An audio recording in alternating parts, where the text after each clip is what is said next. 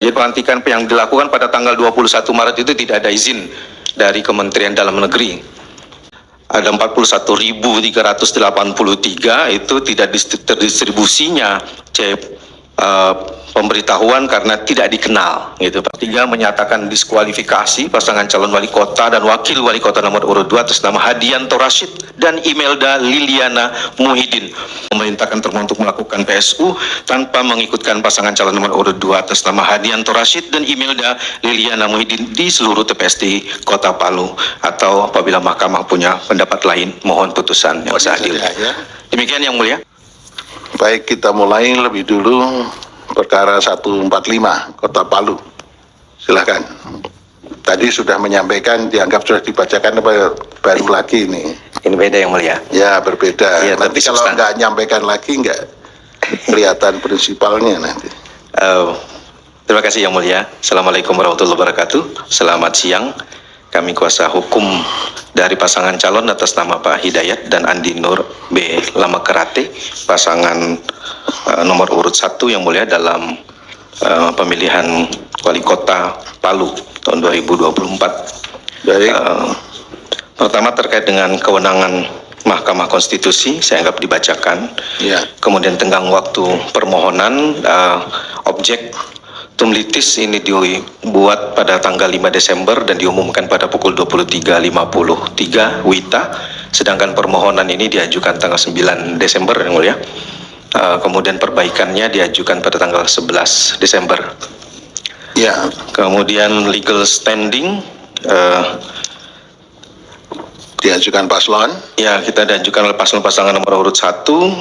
Kemudian terkait dengan pasal 158 Yang Mulia, posisinya kita memang melampaui dari 1,5% yang ditentukan dalam pasal 158, dan dengan alasan bahwa ada beberapa pelanggaran yang kita jadikan sebagai dasar untuk Kalau pelanggaran biasa nggak bisa ngelewati loh. Iya, makanya ini pelanggarannya khusus Yang Mulia. Ya, khusus. Ya, pelanggarannya spesifik. Yang pertama adalah terkait dengan pelanggaran pasal 71 ayat 2 Yang Mulia. Ya. Berupa penggantian pejabat di lingkungan pemerintahan Kota Palu yang dilakukan oleh pasangan incumbent. Kebetulan incumbent di sini memenangkan kembali pertarungan di pilkada yang kemarin.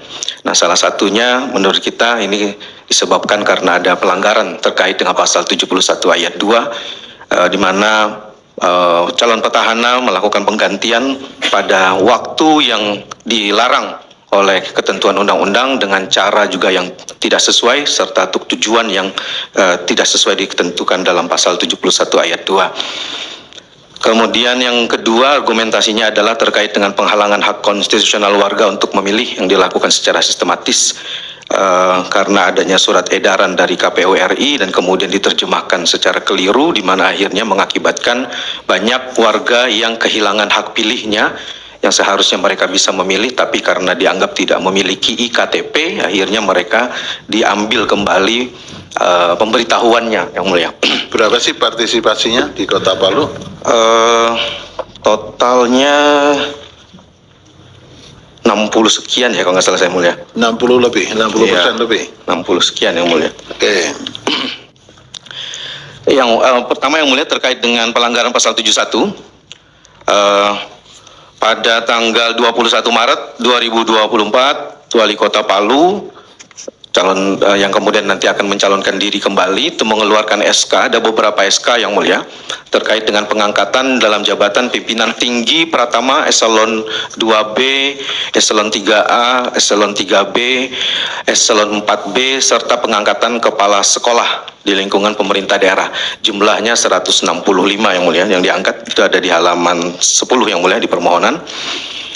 Nah, kemudian karena mengetahui bahwa hal ini dilarang oleh undang-undang, maka Wali Kota mengeluarkan surat pembatalan terhadap SK tersebut pada tanggal 5 April tahun 2024 dan kemudian melakukan kembali pelantikan yang dilakukan pada tanggal 21 Maret itu tidak ada izin dari Kementerian Dalam Negeri. Kemudian juga dilakukan terkait bukan hanya untuk mutasi Yang Mulia, tapi juga ada promosi, kemudian ada juga pengangkatan-pengangkatan yang lainnya yang itu tidak diperkenankan oleh undang-undang karena penjelasan dari pasal 71 ayat 2 hanya menyebutkan bahwa pergantian pejabatan itu hanya untuk dalam mutasi. Nah, kami rinci yang mulia itu dimulai halaman 13 sampai di halaman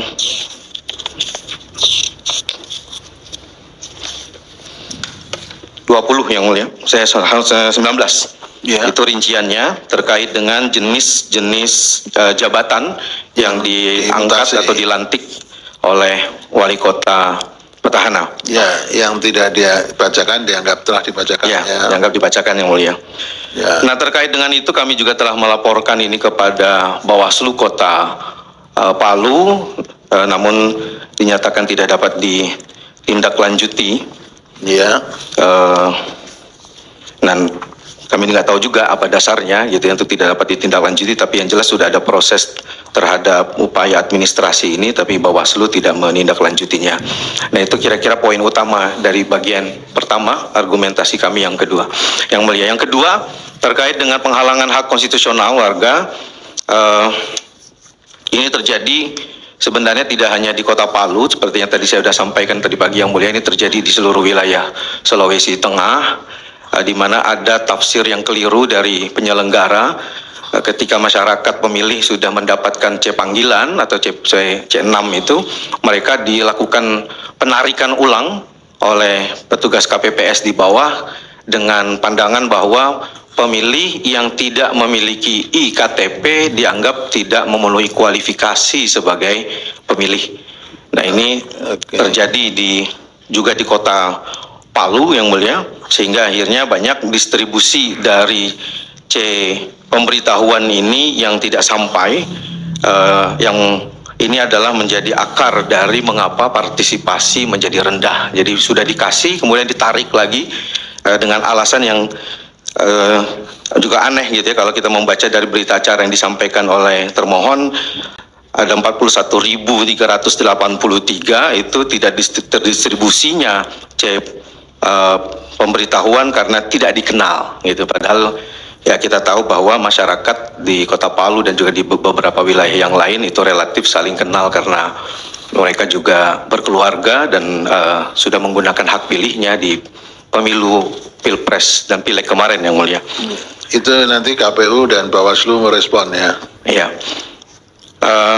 Demikian yang mulia sebenarnya inti dari argumentasi kami. Jadi kita bikin singkat saja karena Sekarang petitumnya. Ya, petitumnya yang mengabulkan permohonan seluruhnya, menyatakan batal keputusan KPU Kota Palu nomor 838 tahun 2024 dan seterusnya. Nomor 3 menyatakan diskualifikasi pasangan calon wali kota dan wakil wali kota nomor urut 2 atas nama Hadianto Rashid dan Imelda Liliana Muhyiddin.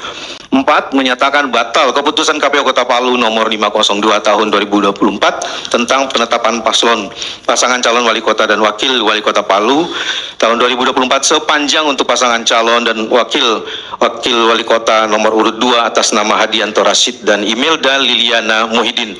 5 memerintahkan termohon untuk melakukan PSU tanpa mengikutkan pasangan calon nomor urut 2 atas nama Hadianto Rashid dan Imelda Liliana Muhyiddin di seluruh TPS di Kota Palu, atau apabila mahkamah punya pendapat lain mohon putusan yang seadilnya. Demikian yang mulia pembacaan dari permohonan. Terima kasih. Terima kasih. Yang mulia Prof. Eni ada? Silakan, Bro. Cukup? Ya, cukup. Baik, terima kasih. Yang mulia Prof. Anwar, cukup ya. Saudara mengajukan bukti P1 sampai dengan P39. Iya yang mulia. Kemudian bukti tambahan P40 sampai dengan P51. Iya yang mulia. Kita ada rencana bukti tambahan lagi yang mulia. Ya, tapi bukti tambahannya paling lambat besok jam 12. Oke, siap yang mulia. Terima kasih. Soalnya sorenya nanti kita beri kesempatan pihak yang lain untuk melakukan insake tapi dengan permohonan ya. Sorenya. Jadi maksimal pukul 12. Baik, kita sahkan dulu yang ada P1 sampai dengan P39 ditambah P40 sampai dengan P51. Sudah diverifikasi, disahkan. Cukup ya? Juga untuk siapa saja yang hadir, yang KTA advokatnya sudah kedaluarsa, tolong untuk perbarui yang baru.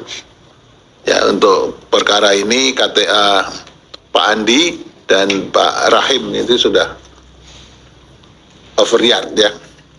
Ini kalau diminum jadi diare ini. Ya kan? Ya, nggak boleh berbicara mestinya. Ya, baik.